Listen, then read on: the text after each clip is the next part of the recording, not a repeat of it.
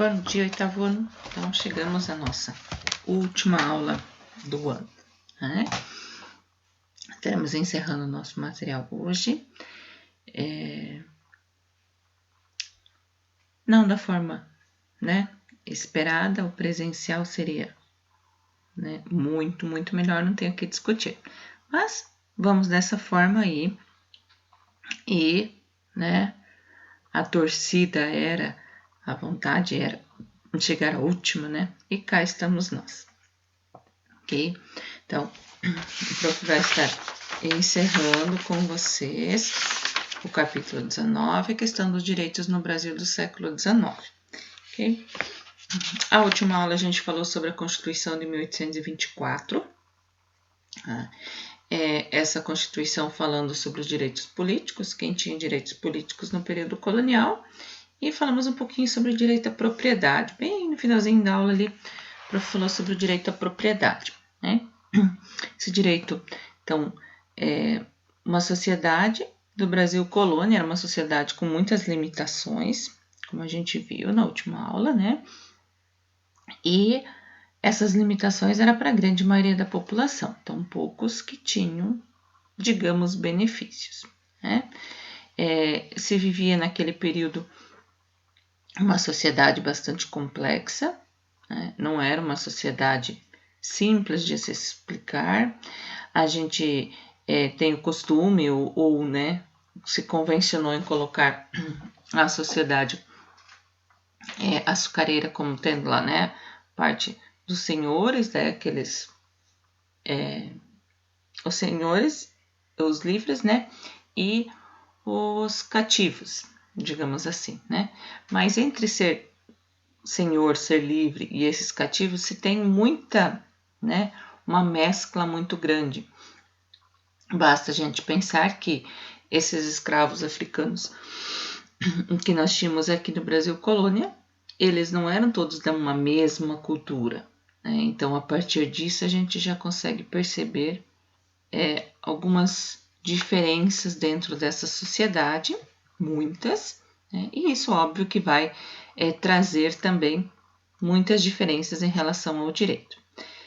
Essa propriedade, então, o que vai acontecer? 1850 é imposta a Lei de Terras. A Lei de Terras, ela estabelecia o quê? Que a propriedade da terra, ela deveria ser adquirida através da compra. Okay? Então, para eu ser dono de uma propriedade, ser dona de uma terra, eu preciso comprar essa terra. Antes, essa terra, ela era doada pela coroa portuguesa. A gente já estudou sobre isso, sobre as sesmarias, que era a doação de terras. Tá? Então, a partir de 1850, fica proibido, né, a aquisição dessas terras devolutas, das terras que eram ociosas, desocupadas e tal, sem habitantes, que não fosse através da compra. Esse requisito, você comprar a terra, né, ela vai gerar o quê? Uma concentração de terras na mão dos grandes proprietários que já tinha na época. Né? Basta a gente pensar quem é que teria dinheiro para comprar a terra. Né? Muitas pessoas trabalhavam como agregados, como peões, como, né? Agora, se a pessoa tem um grande pedaço de terra, vamos puxar para a nossa realidade hoje. Se a pessoa tem uma grande propriedade e tem a pessoa que tem um pequeno espacinho, uma chacrinha ou alguma coisa assim, como que ele vai competir com um grande fazendeiro, por exemplo? Então, é óbvio que se não tivesse a lei, né, de propriedade da terra, e essa lei surgisse hoje, século XXI, né, quem ia poder comprar cada vez mais terras? O grande proprietário, o grande latifundiário no Brasil. Os pequenininhos, né, se bobear, iam ter que vender suas terras para pagar a conta, né? Mas é uma forma de concentrar as terras na elite latifundiária da época, tá? numa época em que a escravidão ela já mostrava, né, assim, tipo, já estava saturado, já não tem mais muito que, né, a gente viu todo esse histórico, toda essa questão da escravidão, né, o desgaste do sistema. Nós vimos a questão da guerra do Paraguai, né, onde é que então houve a promessa de que se o escravo participasse ele voltaria, estaria livre. Os grandes cafeicultores que já começam a trabalhar com a questão da mão de obra imigrante. Então, o que a gente vai vendo a partir da metade do século XIX? As campanhas abolicionistas que a gente já estudou, ou seja, né, para culminar em 1888 com a abolição da escravatura, com o fim da escravidão. Então, era todo um processo, né, que estava acontecendo para encerrar, né, esse sistema de trabalho. E aí vale lembrar que isso não era só uma questão aqui dentro do nosso país. O Brasil sofria por pressões externas também, né? Basta lembrar as leis inglesas, né? A gente estudou isso também, né? Lei para inglês ver, lembram? Tudo isso já foi discutido, já foi falado aí. E aí isso, né, vai preocupar também quem é dono de terra já, né? Porque esses escravos, eles vão ser libertos, eles não têm que mais ficar trabalhando para os senhores, e vai que eles compram um pedaço de terra, né? Os escravos estão libertos, né? O trabalhador agora é o imigrante, né? As pessoas estão começando a um novo sistema de exploração de mão de obra. Então, como fazer para que essas pessoas não tirem o status, né? A condição da elite latifundiária? Aí, a lei de terras vem a calhar com isso daí, né? A lei de terras vem a ajudar e vai distanciar cada vez mais o sonho de ser proprietário, né? Tanto dos ex-escravos aí quanto dos imigrantes que estavam chegando. Ou seja, estava excluindo, né, eles desse benefício aí. Outros excluídos que existiam nesse período era a questão, né, dos próprios, então, africanos aí, né, os descendentes deles que até hoje ainda sofrem consequências, né, daquela não condição de direito, de não ter direito a direitos, digamos assim, né, lá do período colonial. Então, se tem uma libertação dos escravos, mas essa libertação ela não vem acompanhada de uma inclusão dessa mão de obra, de uma inclusão dessas pessoas, elas não são inseridas dentro da sociedade, então elas ficam à margem da sociedade. A Constituição brasileira, que foi de 1824, que o capítulo está falando basicamente dela. Já falei para vocês, ela foi considerada um avanço, uma Constituição, né, destaque, digamos assim, mas ela estava propondo o quê? O liberalismo, né, e ela mantinha a escravidão. Então, a contradição que ela tinha. Se ela está dizendo que todos são iguais, como que ela mantém escravos? Tá?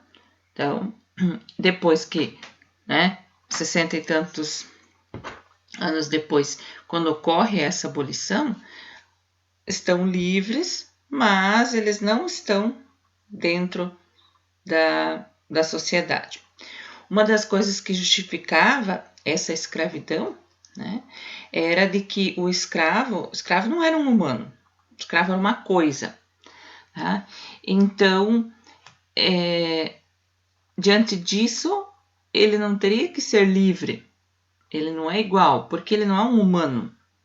Ele é uma coisa, tá? Um produto que você compra e vende. Então, alguns historiadores mostram isso como uma justificativa para a manutenção da escravidão.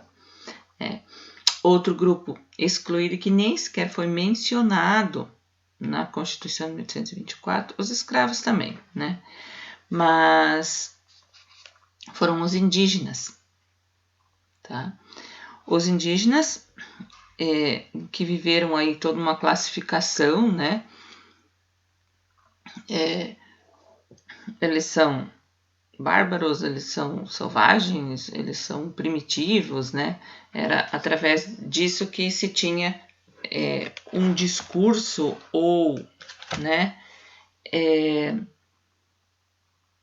Assim os indígenas eram reconhecidos dentro da sociedade, digamos, da época.